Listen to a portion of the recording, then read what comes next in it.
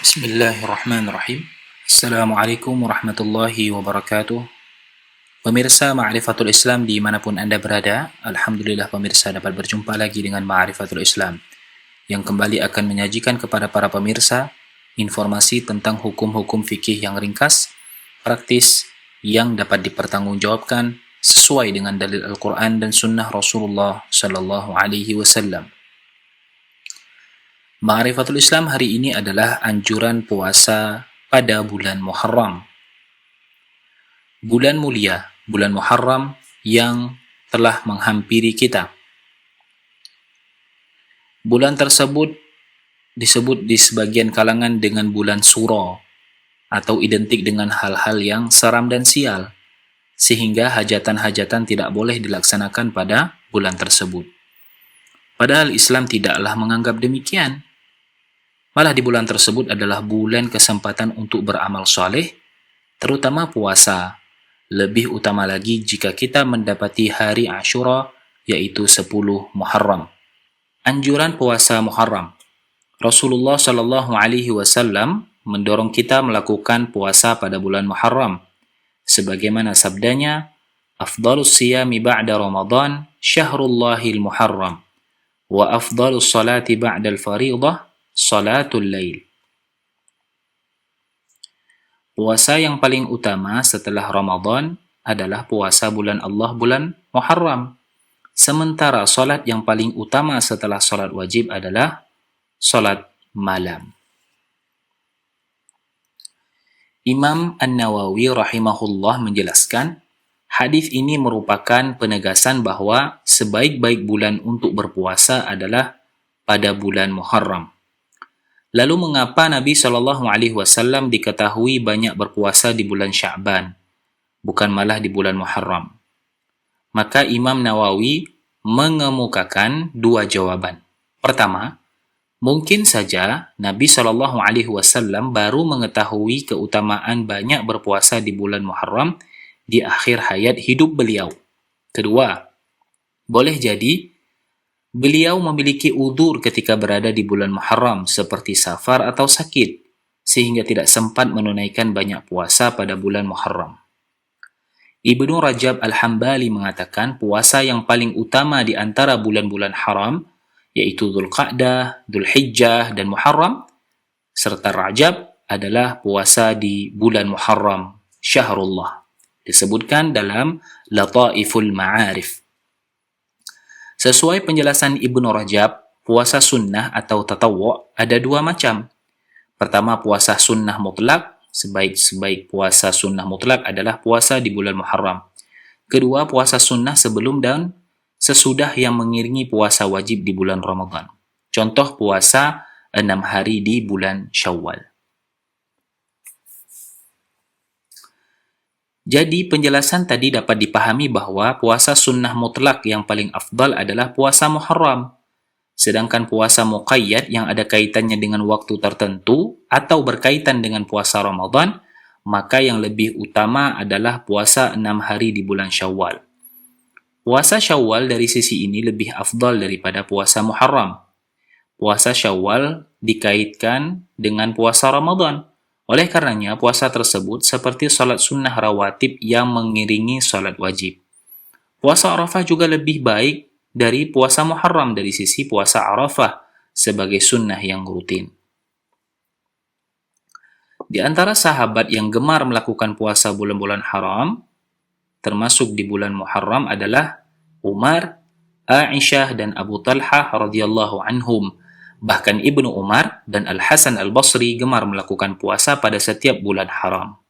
Bulan haram adalah bulan Dzulqa'dah, Dzulhijjah, Muharram, dan Rajab. Banyak berpuasa tidak mesti sebulan penuh. Penjelasan tadi menunjukkan bahwa kaum muslimin dianjurkan memperbanyak puasa pada bulan Muharram. Jika tidak mampu, berpuasalah sesuai kemampuannya. Namun yang lebih tepat adalah tidak berpuasa Muharram sebulan penuh. Aisyah radhiyallahu anha berkata, "Wa ma ra'aitu Rasulullah sallallahu alaihi wasallam istikmala siyami syahri qat illa Ramadan wa ma ra'aituhu fi syahrin akthar minhu siyaman fi Sya'ban." Aku tidak pernah melihat Rasulullah sallallahu alaihi wasallam berpuasa sebulan penuh selain di bulan Ramadan.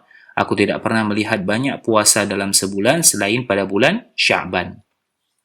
Yang lebih afdal, puasa Asyura. Dari sekian hari di bulan Muharram, yang lebih afdal adalah puasa di hari Asyura, yaitu 10 Muharram. Abu Qatadah Al-Ansari berkata, وسئل عن صوم يوم عرفة فقال يكفر السنة الماضية والباقية قال وسئل عن صوم يوم عاشوراء فقال يكفر السنة الماضية. Nabi SAW ditanya tentang keutamaan puasa Arafah. Beliau menjawab, puasa Arafah akan menghapus dosa setahun yang lalu dan setahun yang akan datang. Beliau juga ditanya mengenai keistimewaan puasa Asyura. Beliau menjawab, puasa Asyura akan menghapus dosa setahun yang lalu. Selisihi Yahudi dengan menambah puasa Tasu'a, yaitu 9 Muharram. Namun, dalam rangka menyelisihi Yahudi, kita diperintahkan berpuasa pada hari sebelumnya, yaitu berpuasa pada hari ke-9, Tasu'a.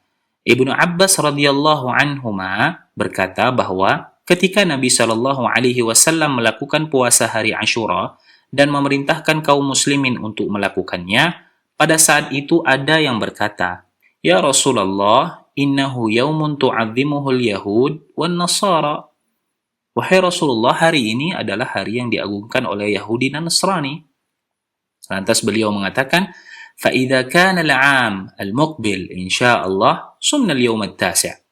Apabila tiba tahun depan, insyaallah jika Allah menghendaki, kita akan berpuasa pada hari ke-9. Falamma ya'ti al-'am al-muqbil hatta tuwfiya Rasulullah sallallahu alaihi wasallam. Belum sampai tahun depan, Nabi sallallahu alaihi wasallam sudah meninggal dunia. Imam Asy-Syafi'i dan ulama Asy-Syafi'iyah, Imam Ahmad, Ishaq dan selainnya mengatakan bahwa dianjurkan atau disunnahkan berpuasa pada hari ke-9 dan ke-10 sekaligus, karena Nabi Shallallahu Alaihi Wasallam berpuasa pada hari ke-10 dan berkeinginan berpuasa juga pada hari ke-9 sebagaimana disebutkan tadi oleh hadis.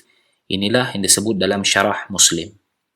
Ibnu Rajab mengatakan, di antara ulama yang menganjurkan berpuasa pada tanggal 9 dan 10 Muharram sekaligus adalah Imam Asy-Syafi'i, Imam Ahmad dan Ishaq. Adapun Abu Hanifah menganggap makruh jika hanya seorang berpuasa pada hari ke-10 saja. Apa hikmah menambah puasa pada hari ke-9? Sebagian ulama mengatakan bahwa sebab Nabi SAW berpuasa pada hari ke-10 sekaligus ke-9 agar tidak tasyabbuh, menyerupai orang Yahudi yang hanya berpuasa pada hari ke-10 saja. Dalam hadis Ibnu Abbas juga terdapat isyarat mengenai hal ini. Ada juga yang mengatakan bahwa hal ini untuk kehati-hatian. Siapa tahu salah dalam penentuan hari Asyura atau tanggal 10 Muharram. Pendapat yang mengatakan bahwa Nabi menambah hari ke-9 agar tidak menyerupai puasa Yahudi adalah pendapat yang lebih kuat, wallahu a'lam. Sebagaimana penjelasan dari Syekh Ibrahim Ar-Ruhaili, kita lebih baik berpuasa 2 hari sekaligus, yaitu pada tanggal 9 dan 10, karena dalam melakukan puasa Asyura ada 2 tingkatan, yaitu pertama, tingkatan yang lebih sempurna adalah berpuasa pada 9 dan 10. Kedua, tingkatan di bawahnya adalah berpuasa pada 10 Muharram saja. Syekh Abdul Aziz bin Abdullah bin Baz, mufti kerajaan Saudi Arabia di masa silam berkata, yang lebih afdal adalah berpuasa pada hari ke-9 dan ke-10 dari bulan Muharram karena mengingat hadis Ibnu Abbas. Apabila aku masih diberi kehidupan tahun depan, aku akan berpuasa pada hari ke-9. Jika ada yang berpuasa pada hari ke-10 dan ke-11 atau berpuasa 3 hari sekaligus, 9, 10, 11, maka itu semua baik. Semua ini maksudnya adalah untuk menyelisihi orang-orang Yahudi. Wallahu ta'ala a'lam. Lihatlah fatwa Syekh bin Baz. Demikian Ma'rifatul Islam hari ini. Semoga tayangan kali ini menjadi penambah ilmu bagi para pemirsa dan juga menjadi pengingat kembali bagi para pemirsa yang sudah mengetahui.